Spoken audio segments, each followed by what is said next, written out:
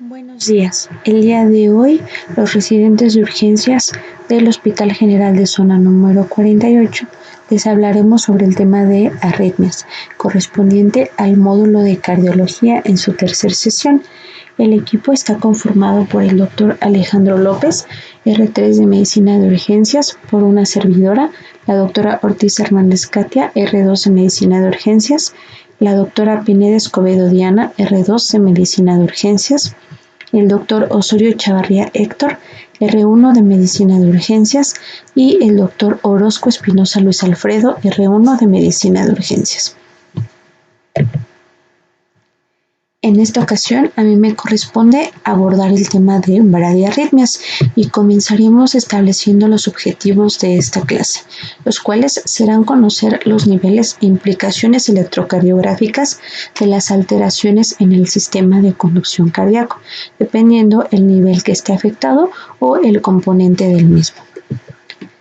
Posteriormente tendremos que comprender las características electrocardiográficas de cada una de las bradiarritmias, lo que nos llevará a conocer y aplicar el abordaje diagnóstico que se utiliza en cada una de ellas para conocer el tratamiento de las mismas y comprender por consiguiente las características principales de los fármacos que se emplean durante su tratamiento. Esto para poder integrar todos los conocimientos y aplicarlos durante la práctica clínica diaria. En cuanto a la definición de las bradiarritmias, esta se ha establecido en múltiples revisiones bibliográficas que se habla de ella cuando tenemos una frecuencia cardíaca menor a 60 latidos por minuto. Pero en el 2018, el Colegio Americano de Cardiología, la Sociedad Americana del Corazón y también la Sociedad de los Trastornos del Ritmo nos han establecido que hablamos de una bradiarritmia cuando tenemos una frecuencia cardíaca menor a 50 latidos por minuto.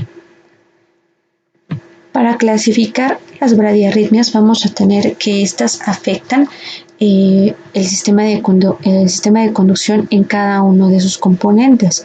Por lo mismo, esta clasificación va a ser dada de acuerdo a la zona o al área de este sistema de conducción que se afecta. Tendremos así que tenemos los trastornos que afectan al nodo sinusal o nodo sinoauricular, los que afectan también a al nodo auriculoventricular o a la conducción tanto de aurículas hacia ventrículos, y bien los últimos que son los trastornos intraventriculares, los que se dan en aquellos sitios dentro del ventrículo. En cuanto a la presentación clínica, tenemos que la mayoría de las bradiarritmias suele cursar o suele ser asintomática, sin ninguna manifestación clínica que nos dé indicio de que las personas presentan o los pacientes presentan estos trastornos. También están los otros que pueden ser sintomáticos. Estos síntomas pueden ir bien desde un síncope o un presíncope hasta síntomas característicos de la insuficiencia cardíaca. Pero nos habla como tal que para que nosotros evidenciemos una bradiarritmia tenemos que tener primero que nada una bradiarritmia que esté documentada, como mediante un registro electrocardiográfico. Posteriormente, tener los síntomas que nos lleven a un síncope o presíncope acompañado de mareo. Y los demás síntomas acompañantes pueden ser vértigo, crisis de Stokes-Adams, fatiga, letargo, angina, disnea, ya como tal los síntomas de una insuficiencia cardíaca congestiva, y debido a que si la frecuencia cardíaca es lenta y no tenemos el adecuado riego o la adecuada irrigación a nivel cerebral, pues vamos a tener datos que nos orienten a algún deterioro neurológico por la misma. Comenzaremos con los trastornos a nivel del nodo sinusal. Estos son los siguientes.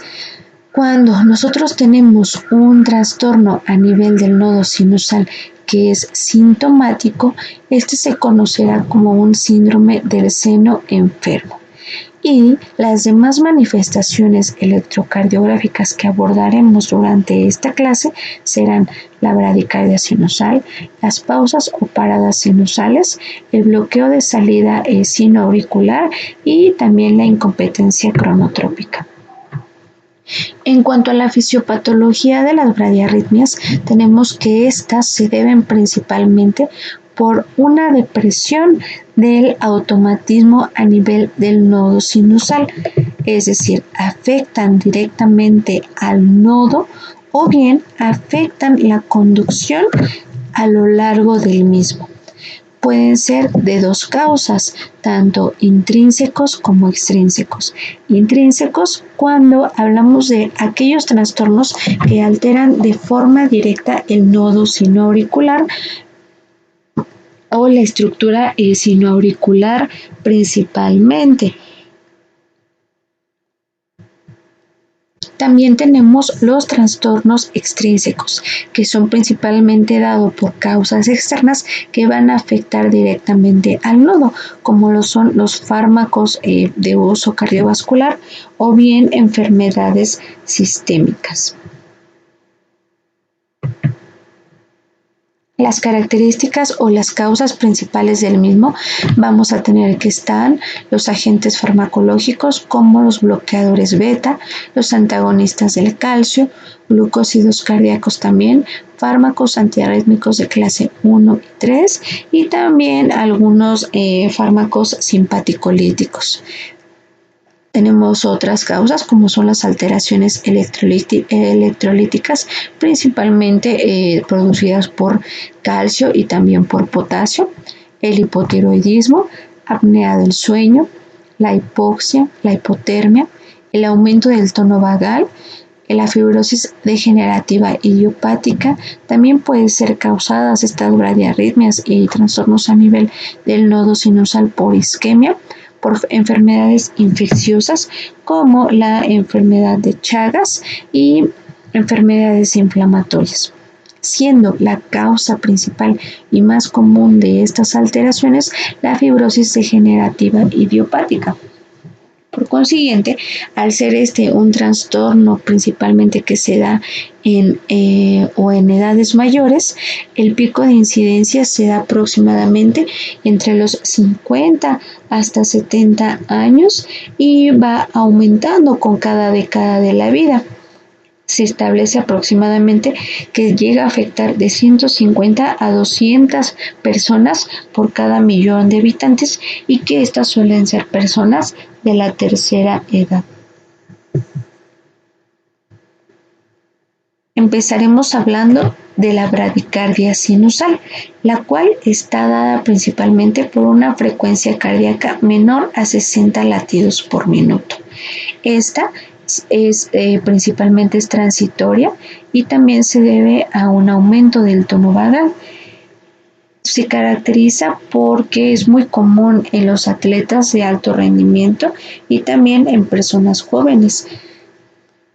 Sin embargo, esta bradicardia sinusal se establece porque tiene las características como tal de un ritmo sinusal normal, es decir, la frecuencia cardíaca va a estar aquí, es lo único alterado, pero tenemos características como RR regular, onda P que precede a los complejos QRS, también la onda P negativa en ABR, y las demás características de ritmo, con la única excepción de que la frecuencia cardíaca no va a estar entre 80 y 100 latidos por minuto, sino al contrario, va a ser menor de 60 latidos. Aquí en este ejemplo tenemos las características, como les digo, de ese ritmo sinusal. La onda P que va a preceder a los complejos QRS, RR regular, la onda P negativa en ABR, la frecuencia cardíaca aquí alterada. En este ejemplo podemos ver que al medir nuestra frecuencia cardíaca nos va a dar un total de 48 latidos por minuto, y en este siguiente, al medirla, nos da 41 latidos por minuto. Pero vemos que la frecuencia es constante, es decir, tenemos un ritmo regular. La siguiente bradiarritmia que abordaremos es la pausa o parada sinusal, la cual se debe principalmente a un fallo en la activación auricular que se espera que sea normal pues a nivel de nuestro sistema de conducción. Pueden ser alteraciones como tal en la generación del impulso a nivel del nodo sinusal, es decir, lo afectan directamente, o también por alteraciones en la conducción desde este nodo hacia toda la aurícula. En cuanto a la pausa o parada sinusal, a pesar de que hay valores ya establecidos, las pausas que son mayores a 3 segundos son muy infrecuentes y pues sí pueden ser justificación en caso de marcapasos. Estas pausas o paradas sinusales suelen también ser frecuentes durante alteraciones por síndromes de bradicardia taquicardia, siendo pues muy comunes, sobre todo al final de las taquicardias, en las cuales para pasar a un ritmo sinusal o bien a una bradicardia hacen una parada. Aquí podemos ver, tenemos un ritmo regular, un ritmo normal, que puede ser antes precedido por alguna taquicardia, pero que vemos un momento en el que no hay conducción ni auricular ni ventricular, es una pausa completamente.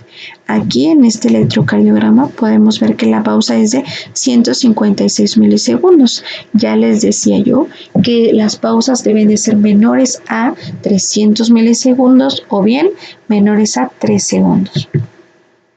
Aquí en este siguiente ejemplo, la pausa mide 308 milisegundos y las pausas que sean mayores a esos 3 segundos, ya que son muy infrecuentes, son indicación precisa de la colocación de marcapasos como primera línea terapéutica. Otro de los ejemplos es la incompetencia cronotrópica. Esta es la incapacidad que tiene el corazón de ajustar la frecuencia, su frecuencia cardíaca. ¿Con qué? Con el aumento de la actividad física o el cambio debido a algunas alteraciones metabólicas. Es decir, el corazón no se adapta a estos esfuerzos físicos. El criterio que tenemos que establecer para ese diagnóstico es que durante una prueba de esfuerzo, los pacientes no son capaces de alcanzar el 80% de la frecuencia cardíaca máxima que se espera durante la misma. ¿Cómo obtenemos la frecuencia cardíaca máxima? Esa la obtenemos restando a 220, que es una constante, la edad del paciente. Por lo tanto, a esa cantidad resultante le sacamos el 80% y es lo que debe de alcanzar nuestro paciente.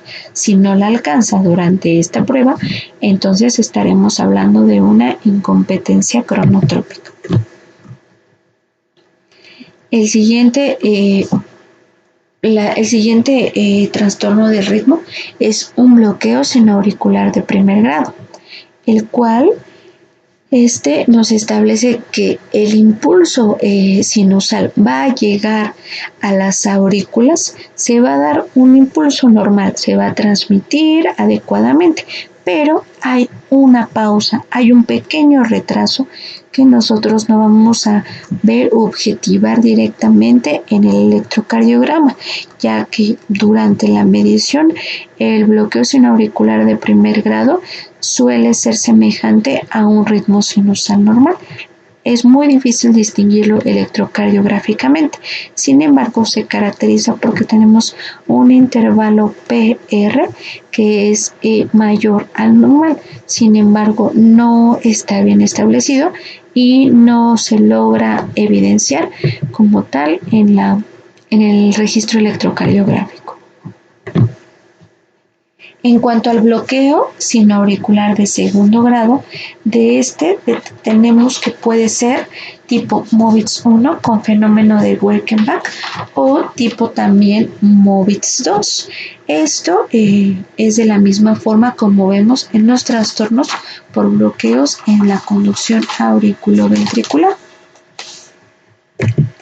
En cuanto al bloqueo sinoauricular de segundo grado de tipo MOVITS 1, tenemos que en este se ve un acortamiento progresivo del intervalo PP, es decir, tenemos nuestro intervalo P desde el inicio de una onda P hacia el inicio de la onda P, pero este intervalo va a irse acortando hasta que llega un momento en el que no observamos ese complejo QRS ni tampoco la onda P. No hay conducción. Aquí podemos ver en el siguiente ejemplo que el intervalo PP es mayor al siguiente y cada vez va siendo menor hasta que llega un punto en el que la conducción está bloqueada. La característica de este tipo de fenómeno, el fenómeno de Welkenbach, es que la suma de los dos intervalos PP previos va a ser mayor que el intervalo en el que no vemos la conducción. Esta suma va a ser mayor que la pausa.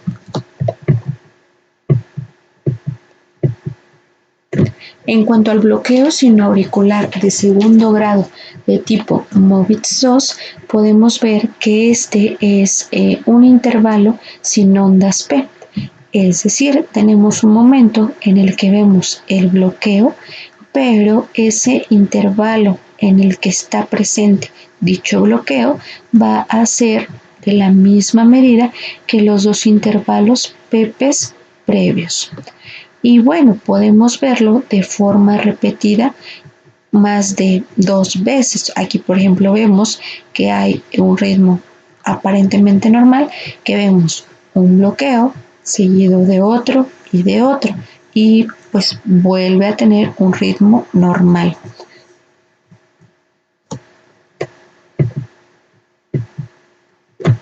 En cuanto al bloqueo sinoauricular de tercer grado, aquí vemos que no hay una conducción directa o que esté relacionada entre el nodo sinoauricular y las aurículas.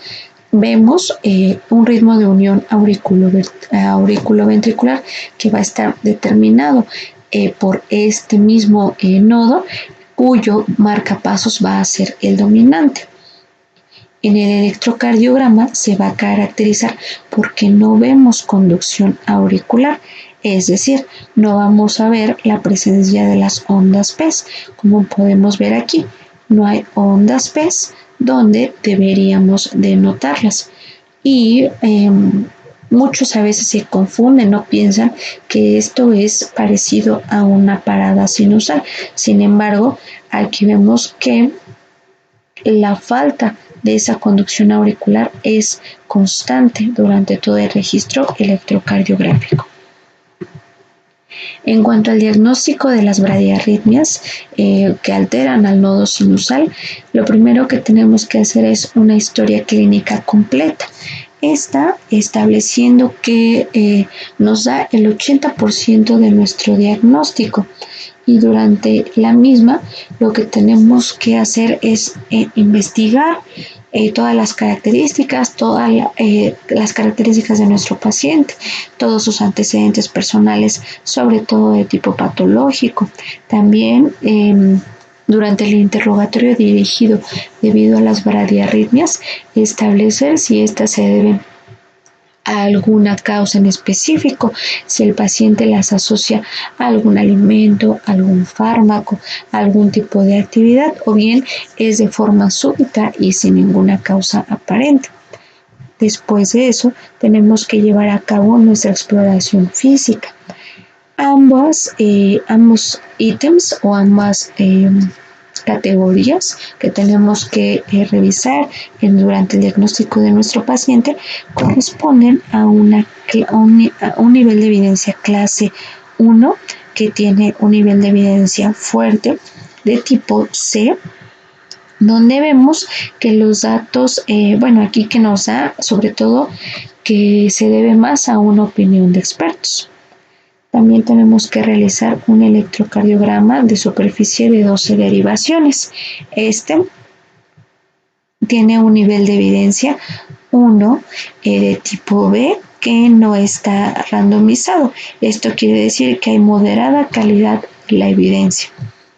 También tenemos que hacer un registro electrocardiográfico ambulatorio, mejor conocido como un electrocardiograma Holter, que tiene un nivel de evidencia igual, 1, pero no está randomizado.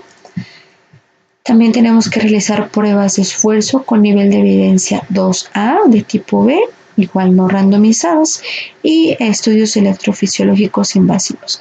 Esto con un nivel de evidencia de tipo 2B, pero con datos limitados que avalen su beneficio o la mejoría de los pacientes. También podemos llevar a cabo el registro electrocardiográfico con dispositivos externos o bien un monitor cardíaco implantable de bucle continuo. Para el abordaje diagnóstico, lo que tenemos que hacer primero es evidenciar la disfunción a nivel del nodo sinusal. Posteriormente, verificar si la causa de esa disfunción es reversible o fisiológica. Si lo es, entonces tenemos que tratar la causa, teniendo un nivel de evidencia clase 1. Si esa causa es mejora o bien no encontramos la causa que esté alterando el nodo sinusal, que sea una causa que evidencie síntomas o que sea produzca alteraciones en el paciente, lo que tenemos que hacer es continuar con la observación del mismo. Si bien no hay causas reversibles o fisiológicas y lo que vemos es un trastorno que causa síntomas en nuestro paciente y sospechamos de una causa estructural, lo que tenemos que hacer es un ecocardiograma transtorácico con un nivel de evidencia de tipo clase 2A y tratar las anormalidades que nos dan el diagnóstico durante este ecocardiograma. Si no sospechamos de ninguna causa estructural, pero nuestro paciente persiste y tiene síntomas que vemos si estos son relacionados con el ejercicio, tenemos que hacer una prueba de esfuerzo con un nivel de evidencia 2A. Si no está relacionado con el ejercicio y tampoco nos da como tal un diagnóstico, lo que tenemos que hacer es un monitoreo electrocardiográfico ambulatorio o un electrocardiograma Holter con un nivel de evidencia clase 1 y posteriormente un estudio electrofisiológico con un nivel de evidencia 2B. En cuanto al tratamiento ya dirigido, tenemos que descartar y tratar la causa de dicha bradiarritmia. También tenemos que saber que el tratamiento farmacológico muchas veces y en muchas ocasiones no es eficaz y saber también las indicaciones de la colocación de un marcapasos cardíaco.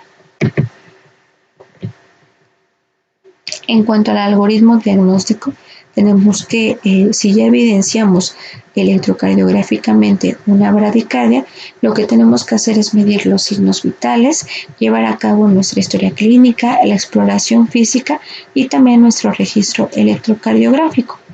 Posteriormente a eso, valoración y manejo de las causas que son reversibles. Si el paciente tiene síntomas moderados o severos, y bien podemos nada más observar a nuestro paciente, continuamos dicha observación. Si vemos que esos síntomas persisten y que ya son severos, entonces tendremos que hacer una prueba de atropina. Este fármaco tiene un nivel de evidencia 2A. Ya que tenemos el tratamiento farmacológico, tenemos que buscar las causas principales de esa bradiarritmia. La más común o que se suele buscar es una toxicidad por drogas. ¿Cuál? Dependiendo de la que se haya ingerido, pero tenemos que establecer bien cuál fue el medicamento ingerido y si hay toxicidad o no, y por consiguiente tratar esa intoxicación. Si no tenemos ninguna toxicidad por drogas y los síntomas continúan, entonces tenemos que saber si esos síntomas son severos o causan inestabilidad hemodinámica. Si lo hacen así, tenemos que realizar o dirigir a nuestro paciente para el tratamiento con un marcapasos. Si nuestros síntomas no son severos o el paciente no presenta datos de inestabilidad hemodinámica, lo que tenemos que hacer es verificar que no se trate de un infarto del miocardio con un bloqueo auriculoventricular.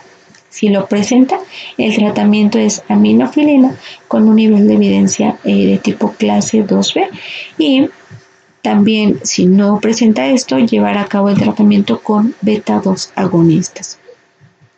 Si continúan los síntomas o progresan hacia síntomas severos, lo que tenemos que hacer es la colocación de un marcapasos.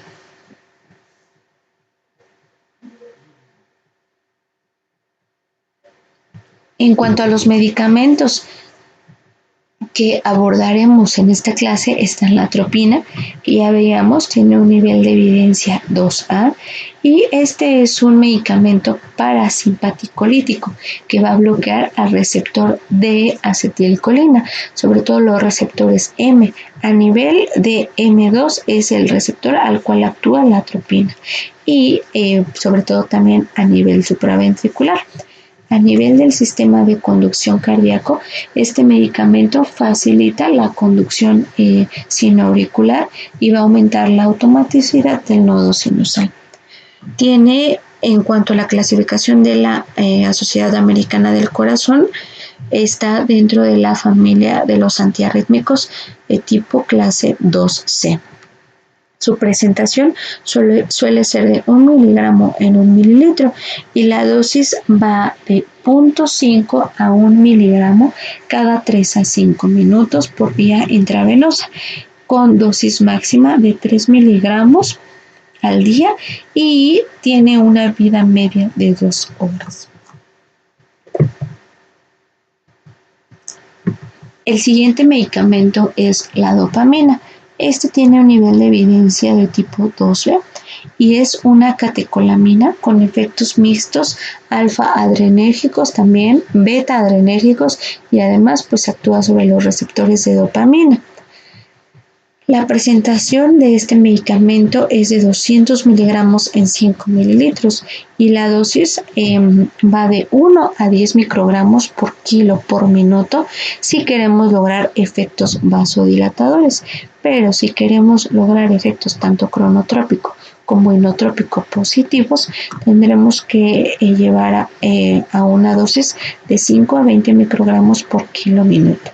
Por vía intravenosa es la vía de acción y con una dosis máxima de 20 microgramos por kilo minuto. Este fármaco tiene una vida media de 2 minutos y un inicio de acción de 5 minutos. Para llevar a cabo el tratamiento con este fármaco, lo que tenemos que hacer es comenzar con dosis que van desde 5 microgramos kilo minuto e ir incrementando con 5 miligramos cada 2 minutos. Es muy importante que durante el tratamiento con este fármaco nuestro paciente esté monitorizado debido a que causa importantes arritmias y también puede generar vasoconstricción profunda. Para una infusión, este medicamento se prepara con diluciones. La dilución suele ser de 400 miligramos en 250 mililitros de solución glucosada al 5% o bien 400 miligramos en 500 mililitros de solución glucosada, igual forma al 5%. El isoproterenol es otro fármaco de evidencia 2B. Este es un agonista beta no selectivo que tiene tanto efectos cronotrópicos como inotrópicos positivos. La dosis va en bolo de 20 a 60 microgramos y posteriormente tenemos que continuar con 10 a 20 microgramos o una infusión de 1 a 20 microgramos por minuto. La vía es intravenosa y la dosis máxima que tenemos es de 2 microgramos por kilo por minuto. Su vida media es de 1 hora y su inicio de acción es inmediato. Este medicamento corresponde a una clasificación de antiarrítmicos de tipo clase 2B y a nivel del sistema de conducción actúa sobre todo porque mejora la función del nodo sinusal del nodo auriculoventricular sin ejercer ningún efecto vasopresor. Su presentación es de 1 miligramo en 5 mililitros, la más común y más comercial. La epinefrina es otro medicamento utilizado y este medicamento corresponde o tiene un nivel de evidencia de tipo 2B. Es una catecolamina con efectos tanto alfa-adrenérgicos como beta-adrenérgicos. Activa y estimula a estos receptores y va por consiguiente a tener efectos positivos sobre el cronotropismo, el inotropismo, también sobre la presión arterial y el consumo de oxígeno del miocardio.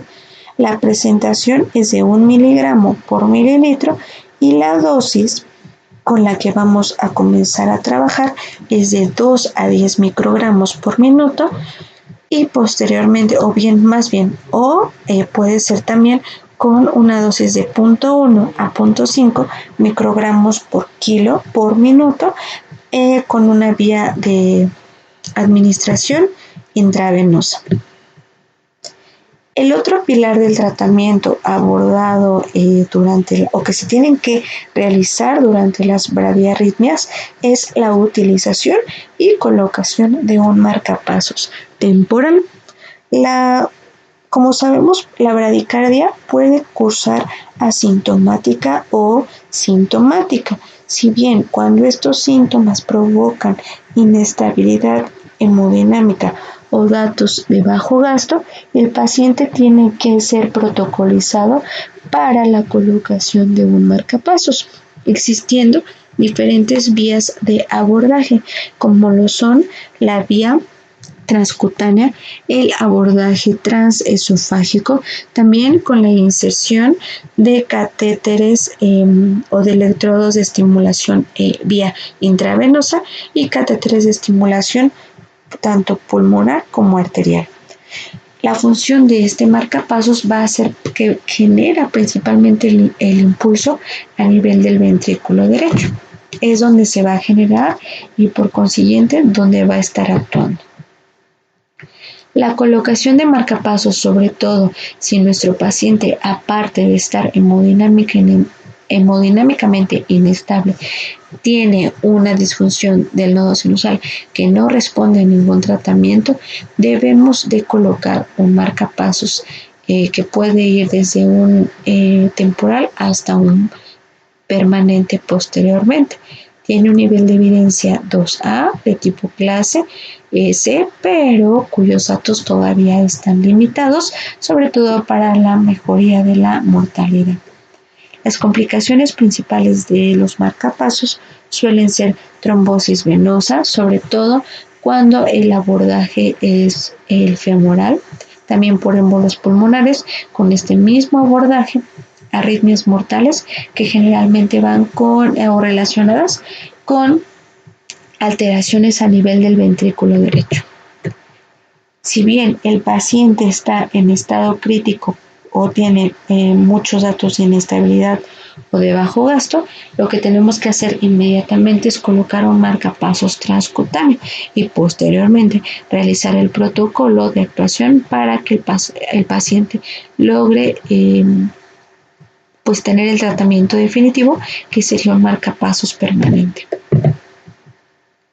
En cuanto a los parámetros que tenemos que buscar o que programar en un marcapasos, son la intensidad, que es aquella intensidad con la que el estímulo o que a la cual se va a generar el estímulo en el marcapasos.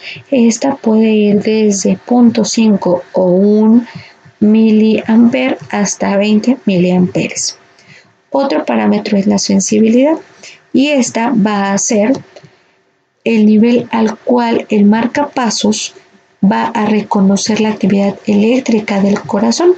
Su voltaje inicial puede ir desde 6 milivolts y posteriormente se puede ir incrementando o disminuyendo dependiendo la dosis y la respuesta del paciente.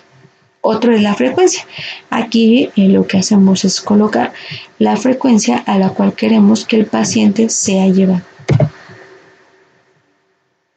En cuanto al pronóstico de las alteraciones por disfunción del nodo sinusal, este va a depender directamente de la edad de los pacientes, de si presentan o no enfermedades cardiovasculares pues adyacentes al diagnóstico recién realizado de bradiarritmia, o bien a un bloqueo AV o una fibrilación auricular que estén sobreagregadas al tratamiento de la bradiarritmia.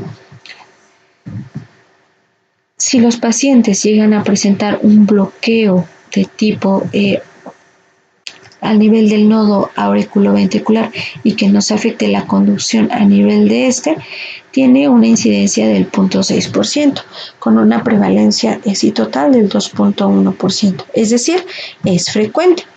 Y la incidencia de muerte súbita es muy baja para estos pacientes porque suelen no causarles síntomas. El siguiente tema por abordar es los bloqueos de la conducción a nivel auriculoventricular.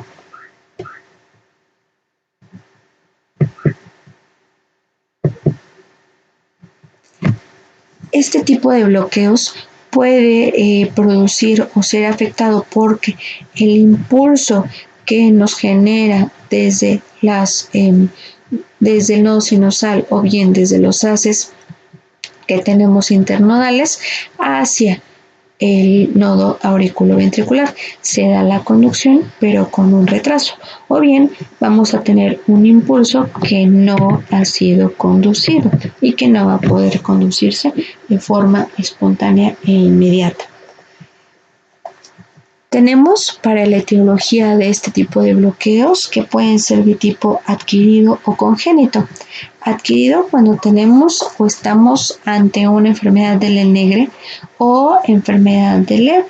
Esta enfermedad se debe por una degeneración progresiva e idiopática del sistema de conducción cardíaco. Corresponde a una de las causas más frecuentes, teniendo una incidencia aproximada del 50% en los trastornos auriculoventriculares. También por trastornos progresivos de la conducción auriculoventricular, las enfermedades neuromusculares, enfermedades sistémicas, trastornos neoplásicos y también cuando se logra reparar alguna taquiarritmia que haya sido alguna ablación que permitiera que no se llevara adecuadamente la conducción cardíaca. En cuanto a la alteración de tipo congénito, esta puede ser por falta de conexión tanto entre aurículas como entre ventrículos y alteraciones directas sobre el sistema nervioso, el sistema de conducción periférico.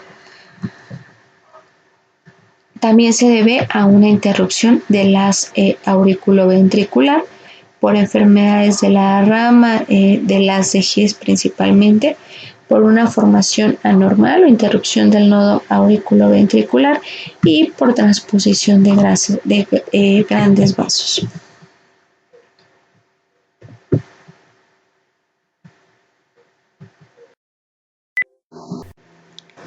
Empezaremos hablando del bloqueo auriculoventricular de primer grado en cuanto a los bloqueos de la conducción auriculoventricular. Este bloqueo de primer grado se debe a una prolongación anormal del intervalo PR, es decir, cuando nuestro intervalo va a medir mayor a 200 milisegundos o mayor a 0.2 segundos. Tenemos que esta puede estar alterada la conducción a nivel del nodo sinoauricular, también a nivel del nodo auriculoventricular o bien afectar las ramas del haz de His, o el sistema de His-Purkinje. Los síntomas principales suelen ser que el paciente puede ir tanto asintomático, pero ya cuando tenemos síntomas pueden presentar tanto fatiga como intolerancia al esfuerzo. En cuanto al bloqueo auriculoventricular o AB de primer grado, este se debe, ya veíamos que un intervalo PR que es mayor a 200 milisegundos. Aquí podemos ver el intervalo que es mayor a esos 200 milisegundos, pero se caracteriza porque ese intervalo va a ser igual y va a estar presente en cada uno de los complejos. Jamás va a tener ninguna otra alteración. Es constante. Podemos ver que tiene la misma medida en todos estos registros. Aquí también podemos ver que el intervalo PR permanece constante, pero como única característica y diferencia es si mayor a 0.20 segundos. En cuanto al bloqueo auriculoventricular de segundo grado, este se debe principalmente a un fallo que va a ser intermitente a nivel de la conducción de aurículas a ventrículos o a nivel del nodo AB. Hay de tipo 1 y de tipo 2. El tipo 1, Movitz 1, suele tener el fenómeno de Weichenbach y el tipo 2 o Movitz 2 es conocido también de esta forma. El bloqueo auriculoventricular de segundo grado, de tipo Movitz 1, se caracteriza porque hay una prolongación progresiva de este intervalo PR. Es decir, podemos ver que el intervalo PR pues es de inicio dentro de parámetros normales o mayor a 200 milisegundos, pero en el siguiente tiene una medida mayor, es decir, se va prolongando y en el siguiente se va prolongando hasta que llega un momento en el que no vemos la conducción cardíaca. Se alarga, se alarga, se alarga y deja de conducir.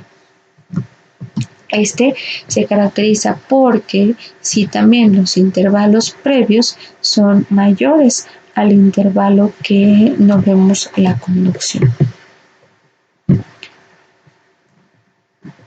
Si nosotros podemos ver que en un bloqueo AB de tipo Movitz 1 o con fenómeno de Weichenbach, puede tener cierta predominancia o puede ser fijo. ¿Por qué? Porque aquí, por ejemplo, podemos ver que tenemos 4 complejos, pero 3 son normales y en el cuarto es donde vemos la afectación. Esto puede ser una relación de tipo 4 a 3. ¿Ok?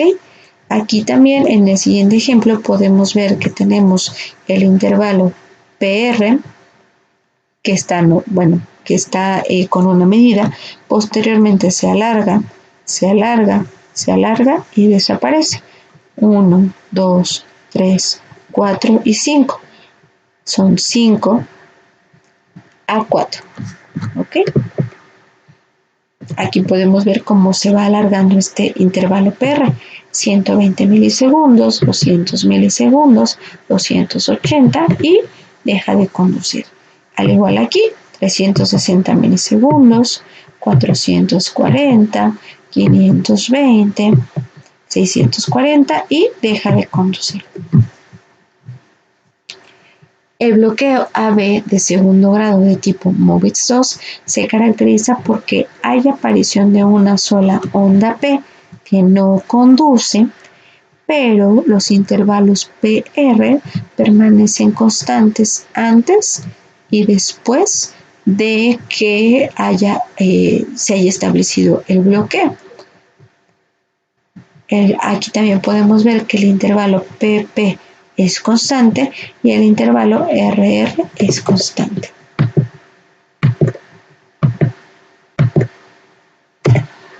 Ambos son constantes y llega un punto en el que no vemos la conducción hacia los ventrículos. Aquí en este electrocardiograma podemos ver que otra de las características del bloqueo AB de segundo grado MOVIX 2 es que desde la medida de la onda P hacia la siguiente onda P donde está el bloqueo o donde no hay conducción es la medida también del intervalo PP en aquellos en los que tenemos una conducción sin ninguna alteración. Otro ejemplo es el bloqueo auriculoventricular 2A1. Aquí lo que podemos ver es que se afecta el nodo auriculoventricular o bien desde el sistema de His-Purkinje. Y lo que vemos aquí es que tenemos un intervalo P que es de características aparentemente normales, pero en el siguiente no vemos la conducción hacia ventrículos y este fenómeno se caracteriza porque es constante. Tenemos dos intervalos, pero uno no conduce. Igual en el siguiente, el intervalo, pero no conduce. El intervalo, pero en el siguiente no conduce. Intervalo que conduce, en el siguiente no conduce. Ese es un bloqueo AB con fenómeno 2A1. El bloqueo AB de tercer grado es aquel donde se da la falla a nivel del ventrículo y por consiguiente va a afectar tanto a las ondas P como a los complejos QRS. Pero este se caracteriza porque cada impulso va a su propio ritmo. Si bien tenemos la afectación a nivel de la unión auriculoventricular, la frecuencia cardíaca va a ser de 40 a 60 latidos por minuto y los complejos QRS van a ser estrechos. Si por consiguiente tenemos el bloqueo a nivel del sistema de His-Purkinje, la frecuencia va a ser de 40 o menos hasta de 20 latidos por minuto. Esto depende sobre todo del nivel afectado. En este registro electrocardiográfico podemos ver un bloqueo auriculoventricular de tercer grado, donde podemos ver que cada intervalo PP y el intervalo RR van a su propio ritmo. Tenemos aquí que el intervalo PP tiene un ritmo determinado que es constante en cada punto de conducción. Aquí otro PP que es constante, el siguiente que también es constante y el siguiente donde también vemos esa medida en cuanto a ritmo o en cuanto más bien a frecuencia es la misma, pero sin importar que se empalme o también que esté presente o que coincida con los complejos QRS. El RR también es regular. El RR también va a su propio ritmo.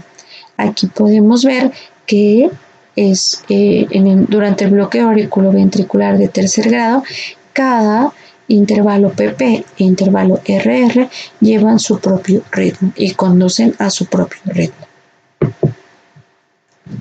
En cuanto al diagnóstico de este tipo de bloqueos, se caracteriza igual porque tenemos que llevar a cabo nuestra historia clínica, nuestra exploración física y sobre todo determinar si el paciente tiene o no la presencia de síntomas.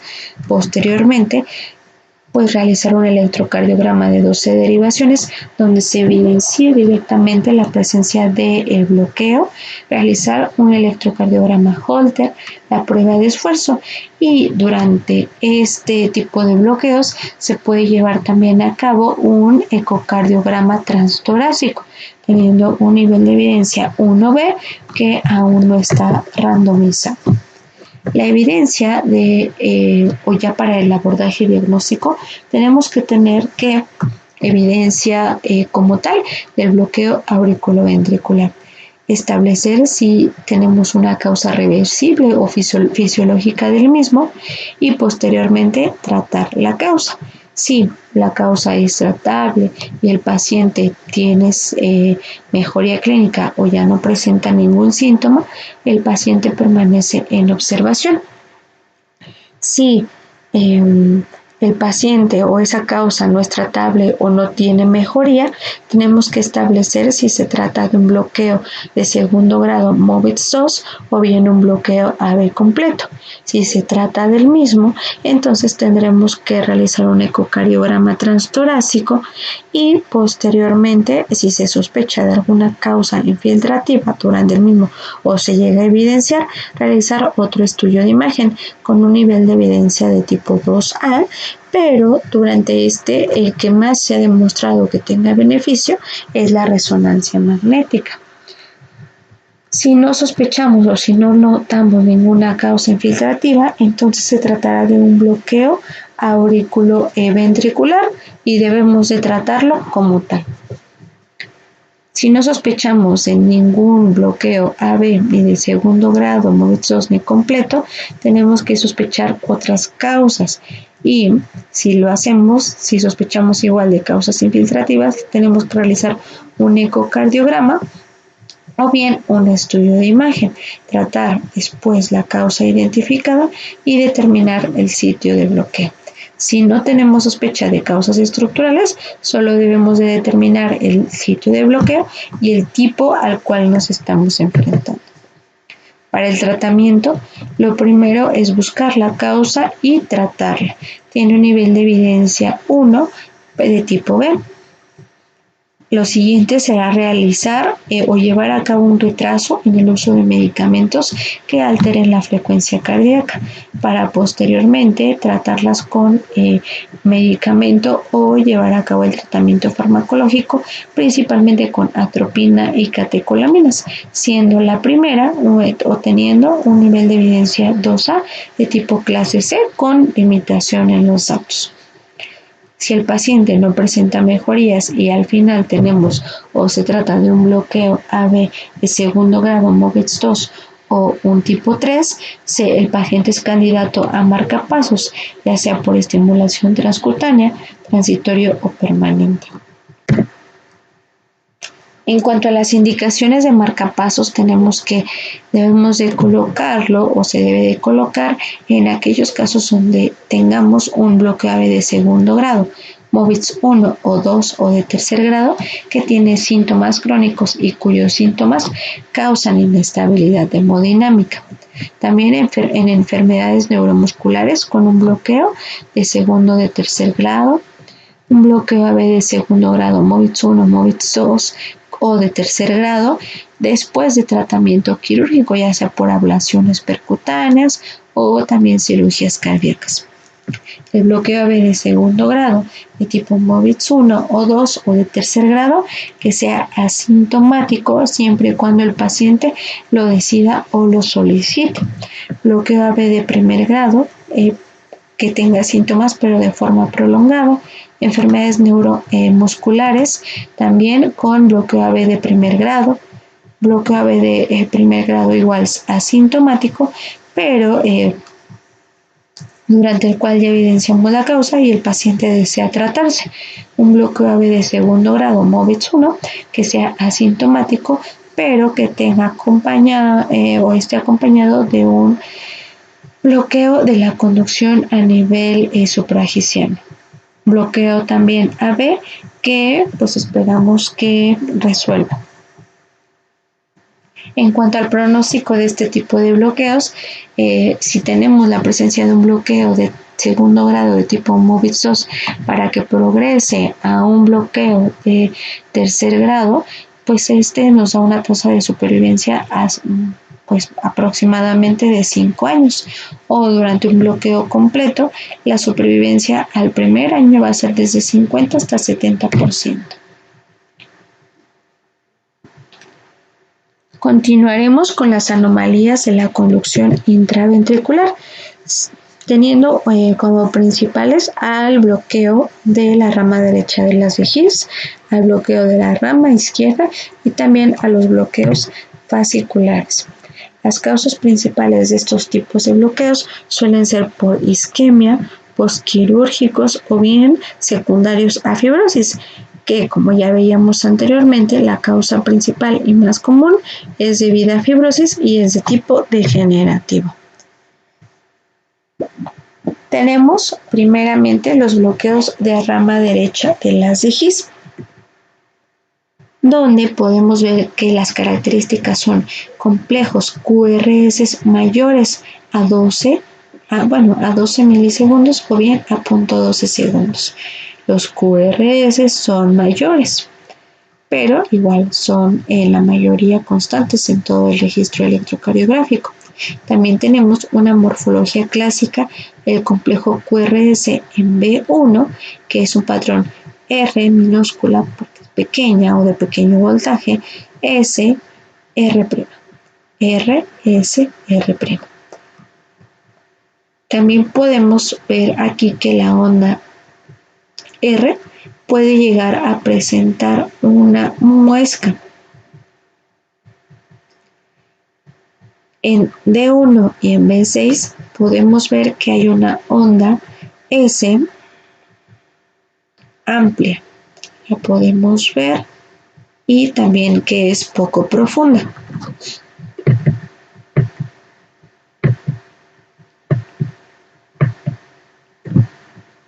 Aquí podemos ver un electrocardiograma completo donde vemos un bloqueo de rama derecha de las de His. Podemos observar que los complejos QRS son mayores a 0.12 segundos y también donde podemos ver la morfología en B1 y en B2 de tipo R, S, R', sobre todo a nivel de B1. A nivel de D1 y de B6, lo que podemos observar es una onda S amplia que incluso puede ser mellada o con muesca y que también está o puede estar poco profunda, como podemos ver aquí en B6. Este es otro bloqueo de rama derecha de las de His, donde podemos ver en B1 el complejo R, S, R', R, S, R'. En B1 y en B6 lo que observamos es la onda S, sobre todo donde nos tenemos que fijar, que es ancha, que puede tener una muesca y también que es poco profunda. En el bloqueo de rama izquierda de las de His tenemos las siguientes características. Este se debe principalmente o está generado por una prolongación del QRS por encima de 0.11 o 0.12 segundos. Podemos ver que igual el complejo mide mayor de ese tiempo. También hay un retraso en la deflexión en las derivaciones B5, B6. Ese retraso puede ser de más de 60 milisegundos. Hay ausencia de ondas Q a nivel de D1, de B5 y de B6 y el desplazamiento del eje a la izquierda. Aquí podemos ver el bloqueo de rama izquierda de las de His, en el cual vemos los complejos QRS mayores de 0.11 o 0.12 milisegundos. Hablamos, aquí es importante diferenciar que entre un bloqueo AB completo o un bloqueo de rama completo y uno incompleto. Se dice o se habla de incompletos cuando el QRS es menor de 0.12 milisegundos. 0.12 segundos, perdón.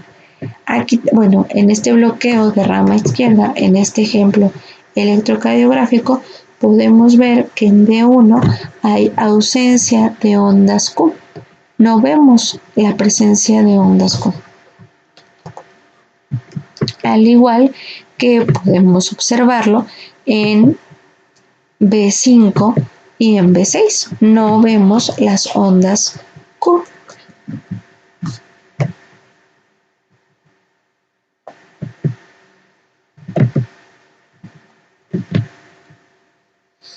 Bien. Los criterios de Esgarbosa son muy utilizados sobre todo en presencia de un bloqueo de rama izquierda. Esto debido a que hace muchos años la doctora, Elena Esgarbosa, en la revista New England en 1996 hizo un estudio donde logró observar que en la mayoría de los pacientes que tenían bloqueo de rama izquierda de las CIGIS se evidenciaba poco o pasaba desapercibido la presencia de un infarto agudo al miocardio. Por consiguiente, decidió establecer estos criterios para evitar que se enmascarara el diagnóstico.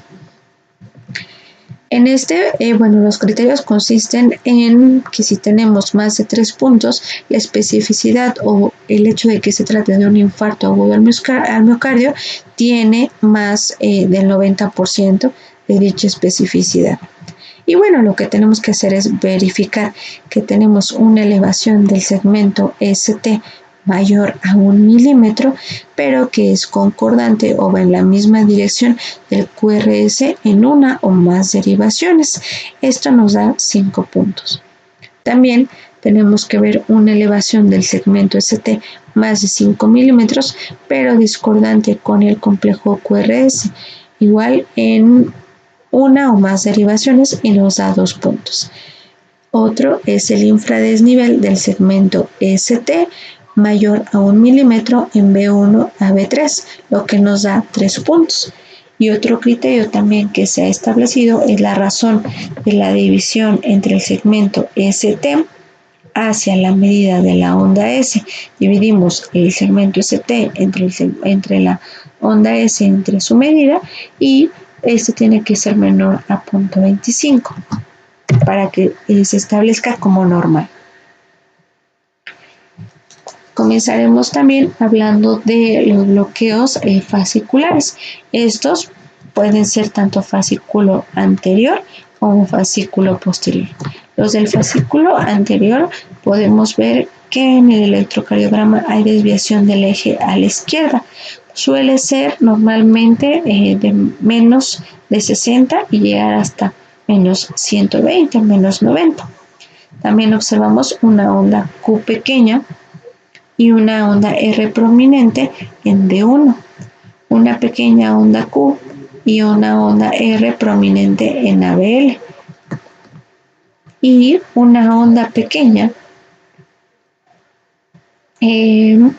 Q con una onda R pequeña, y una onda S prominente en D2, D3 y ABF, y la duración del complejo es normal. Aquí podemos ver en D1 la onda Q pequeña, que incluso a veces no logra observarse, y una onda R prominente. Q pequeña o que no se observa y R prominente. En ABL podemos ver igual una onda Q pequeña y una onda R prominente. Una onda Q pequeña, R prominente. En D2, en D3 y en ABF lo que observamos es una onda R pequeña, que es esta, aquí, una onda R pequeña, pero una onda S que es prominente. Una onda R pequeña, S prominente, R pequeña, S prominente, R pequeña, S prominente, en D2, D3 y ABF. Y pues la duración del complejo QRS suele ser normal o ligeramente aumentada. En cuanto al bloqueo fascicular posterior izquierdo, aquí podemos ver que hay una desviación del eje hacia la derecha, una onda R pequeña y una onda S prominente en D1 y ABL, y una onda Q pequeña y R prominente en D3. Aquí en este electrocardiograma podemos ver que en B1 y en ABL tenemos una onda R que es pequeña o que incluso no logramos ver y una onda S prominente. R pequeña o que no observamos y una onda S profunda. En D3 observamos una onda Q pequeña y una onda R prominente.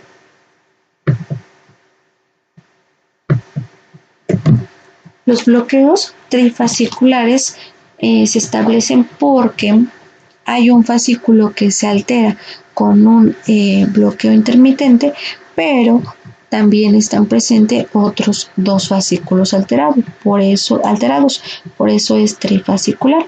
Puede ser incompleto cuando hablamos de un bloqueo bifascicular con un bloqueo AB de primero o segundo grado, o uno trifascicular completo con bloqueo bifascicular y además un bloqueo completo.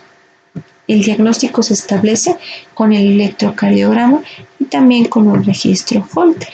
Y las indicaciones del tratamiento o de marcapasos para este tipo de bloqueos es estar ante un bloqueo AB de tercer grado intermitente, un bloqueo AB de segundo grado MOVETS 2, un bloqueo de rama que esté alternado o que esté conjuntamente con un bloqueo fascicular, resultados de un estudio electrofisiológico que nos digan que tenemos que llevar a cabo la colocación de marcapasos, enfermedades neuromusculares, síncope o cuya causa aún no se ha demostrado y sobre todo no se ha evidenciado la alteración cardiovascular.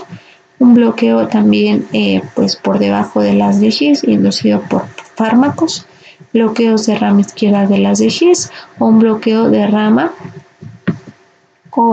combinado con un bloqueo de primer grado, pero que no tenga síntomas. Sin embargo, porque ya presentamos dos bloqueos alternos y también por la presencia o no de síntomas.